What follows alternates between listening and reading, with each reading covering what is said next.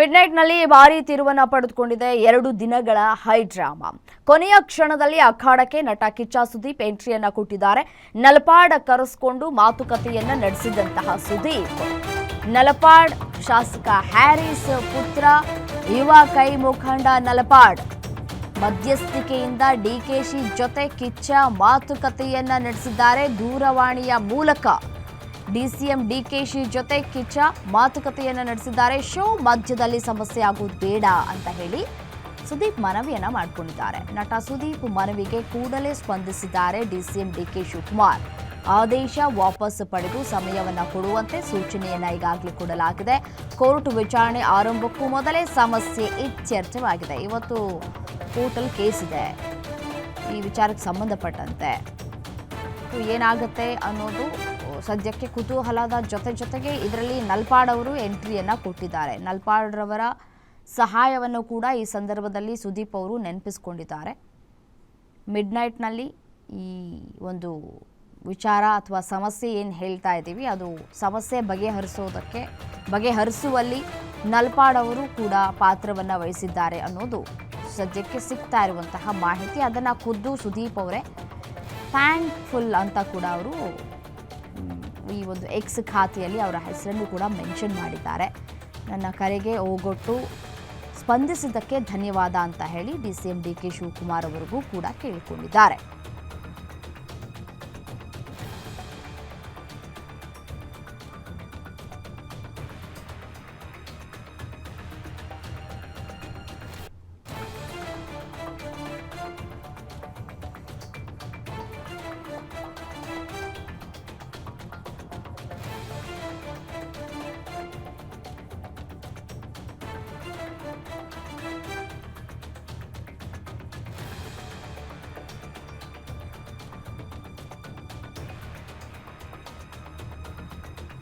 ನೋಡಿ, ಸುದೀಪ್ ಅವರಿಗೆ ನಲಪಾಡ್ ಅವರು ಆಪ್ತರು ಅಂತ ಕಾಣಿಸುತ್ತೆ. ಸೊ ಹಾಗಾಗಿ ನಲಪಾಡ್ ಅವರನ್ನು ಕರೆಸ್ಕೊಂಡು ಮಾತುಕತೆಯನ್ನು ನಡೆಸಿದ್ದಾರೆ. ಮತ್ತು ದೃಶ್ಯದಲ್ಲಿ ಗಮನಿಸ್ತಾ ಇದ್ದೀರಿ, ಮಧ್ಯರಾತ್ರಿ ಜಿಲ್ಲಾಧಿಕಾರಿ ಯಶವಂತ್ ಅವರು ಈ ಜಾಲಿವುಡ್ ಸ್ಟುಡಿಯೋಗೆ ಆಗಮಿಸಿದಂತಹ ಎಕ್ಸ್ಕ್ಲೂಸಿವ್ ದೃಶ್ಯಾವಳಿಗಳನ್ನು ಗಮನಿಸ್ತಾ ಇದ್ದೀರಿ. ಗ್ಯಾರಂಟಿ ನ್ಯೂಸ್ನ ಸ್ಕ್ರೀನ್ ಮೇಲೆ ಜಾಲಿವುಡ್ ಸ್ಟುಡಿಯೋಗೆ ಅವರು ಬಂದು ಮಧ್ಯರಾತ್ರಿ ಈಗೇನು ಅವರು ಸೀಲ್ ಹಾಕಿ ಈ ಒಂದು ಸ್ಟುಡಿಯೋನ ಸೀಸ್ ಮಾಡಿದ್ರಲ್ಲ, ಆ ಒಂದು ಸ್ಟುಡಿಯೋನ ಮತ್ತೆ ಅವರು ರಿಓಪನ್ ಮಾಡಿಕೊಟ್ಟಂತಹ ಸಂದರ್ಭದ ದೃಶ್ಯಾವಳಿಗಳಿವು.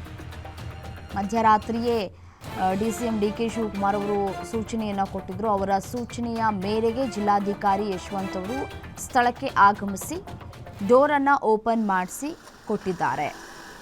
ಆ ದೃಶ್ಯವನ್ನು ಗ್ಯಾರಂಟಿ ನ್ಯೂಸ್ನ ಸ್ಕ್ರೀನ್ ಮೇಲೆ ಗಮನಿಸ್ತಾ ಇದ್ರಿ. ಮಿಡ್ನೈಟ್ ಮಧ್ಯರಾತ್ರಿ 2:45 ಆಗಿತ್ತು. ಆ ಸಂದರ್ಭದಲ್ಲಿ ಅವರು ಅಲ್ಲಿ ಜಾಲಿವುಡ್ ಸ್ಟುಡಿಯೋಗೆ ಬಂದಂತಹ ಸಂದರ್ಭದಲ್ಲಿ ಮತ್ತು ದೃಶ್ಯದಲ್ಲಿ ಗಮನಿಸ್ತಾ ಇದ್ರಿ, ಅಲ್ಲಿ ಕರ್ತವ್ಯವನ್ನು ನಿರ್ವಹಿಸ್ತಾ ಇದ್ದಂತಹ ಎಲ್ಲ ಸಂಬಂಧಪಟ್ಟಂತಹ ಇಲಾಖೆಯ ಅಧಿಕಾರಿಗಳು ಕೂಡ ಆಗಮಿಸಿ ಈ ಕೀ ಓಪನ್ ಮಾಡ್ತಾ ಇರುವಂತಹ ದೃಶ್ಯವನ್ನು ಗಮನಿಸ್ತಾ ಇದ್ದೀರಿ. ಮತ್ತಷ್ಟು ಡೀಟೇಲ್ಸ್ ಕೊಡ್ತಾ ಹೋಗ್ತಾರೆ ನಮ್ಮ ಪ್ರತಿನಿಧಿ ಕೀರ್ತಿ ದೂರವಾಣಿ ಸಂಪರ್ಕದಲ್ಲಿದ್ದಾರೆ. ಕೀರ್ತಿ, ಡಿಸಿಎಂ ಡಿಕೆ ಶಿವಕುಮಾರ್ ಅವರ ಸೂಚನೆಯ ಮೇರೆಗೆ ಮಧ್ಯರಾತ್ರಿ 2:45 ಈ ಜಾಲಿವುಡ್ ಸ್ಟುಡಿಯೋದ ಕೀಯನ್ನು ಓಪನ್ ಮಾಡಲಾಗಿದೆ. ಈಗ ಸದ್ಯಕ್ಕೆ ಏನಾಗ್ತಾ ಇದೆ ಅಂತ ಹೇಳಿ ಡೀಟೇಲ್ಸ್ ಕೊಡ್ತಾ ಹೋಗೋದಾದ್ರೆ.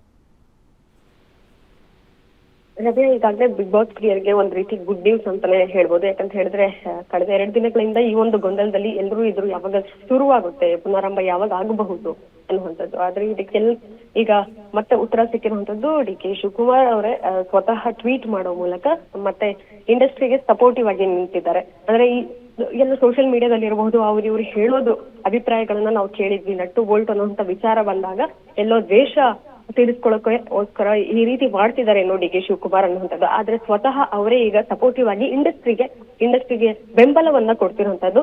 ಇದಕ್ಕೆ ಪರವಾಗಿ ಸುದೀಪ್ ಅವರು ಸಹ ಈಗ ಟ್ವೀಟ್ ಮಾಡಿರುವಂತದ್ದು, ಡಿಕೆ ಶಿವಕುಮಾರ್ ಅವರು ನನ್ನ ಕರೆಗೆ ಅವರು ಬೆಂಬಲವನ್ನ ಕೊಟ್ಟಿದ್ದಾರೆ, ಅವರ ಸಪೋರ್ಟಿವ್ಗೆ ನಾನು ಯಾವಾಗ್ಲೂ ಚಿರಋಣಿಯಾಗಿರ್ತೀನಿ ಅನ್ನುವಂಥದ್ದನ್ನ ಹೇಳಿದ್ದಾರೆ.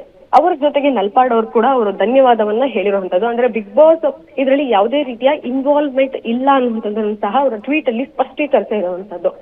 ಯಾಕಂತ ಹೇಳಿದ್ರೆ ಜಾಲಿವುಡ್ ಸ್ಟುಡಿಯೋಸ್ ಮಾಡಿರುವಂತಹ ಆ ಒಂದು ಅವ್ರು ಮಾಡ್ಕೊಂಡಿರುವಂತಹ ಇಶ್ಯೂನಲ್ಲಿ ಬಿಗ್ ಬಾಸ್ ತಂಡ ಇರ್ಬೋದು, ಆಯೋಜಕರದ್ದು ಇರ್ಬೋದು, ಯಾವುದೇ ಇಶ್ಯೂಸ್ ಇಲ್ಲ, ನಮ್ಮ ಸಮಸ್ಯೆ ಅಲ್ಲ ಅದು ಅನ್ನುವಂಥದ್ದನ್ನ ಸುದೀಪ್ ಅವರು ಮೊದಲನೇ ಬಾರಿಗೆ ಅವರು ಈ ಘಟನೆ ಕುರಿತು ಅವರು ಟ್ವೀಟ್ ಮಾಡಿರುವಂತದ್ದು. ಸದ್ಯಕ್ಕೆ ಬಿಗ್ ಬಾಸ್ ಸ್ಪರ್ಧಿಗಳು ಮತ್ತೆ ಮನೆಗೆ ಹೋಗುವಂತದ್ದು ಇರ್ಬೋದು, ಯಾವಾಗ ಶುರು ಆಗುತ್ತೆ ಕಾರ್ಯಕ್ರಮಗಳು ಮತ್ತೆ ಪುನರಾರಂಭ ಈಗ ಮಾಡ್ತಿರೋದ್ರಿಂದ ಎಷ್ಟು ಸ್ಪೆಷಲ್ ಆಗಿ ಮತ್ತೆ ಶುರು ಮಾಡ್ತಾರೆ. ಇನ್ನು ಈ ಕುರಿತು ಸುದೀಪ್ ಅವರು ಮತ್ತೆ ವೀಕೆಂಡ್ ಅಲ್ಲಿ ಈ ಕುರಿತು ಏನಾದ್ರು ಪ್ರಸ್ತಾಪ ಮಾಡ್ತಾರ, ಇದ್ರ ಬಗ್ಗೆ ಏನಾದ್ರು ಮಾತಾಡ್ತಾರ ಅನ್ನುವಂತ ಕುತೂಹಲ ಕೂಡ ಈಗ ಬಂದಿರುವಂತದ್ದು ರಮ್ಯಾ.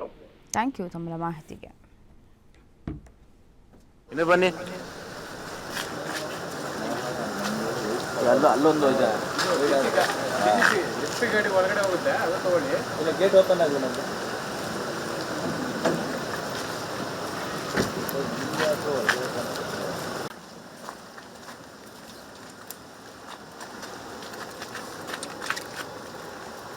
ಅಣ್ಣ ನೀವು ಈ ಕಡೆ ಬರೋ ಸ್ವಲ್ಪ ಸೈಡಿಗೆ ನಿಂತ್ಕೊಳ್ತೀವಿ.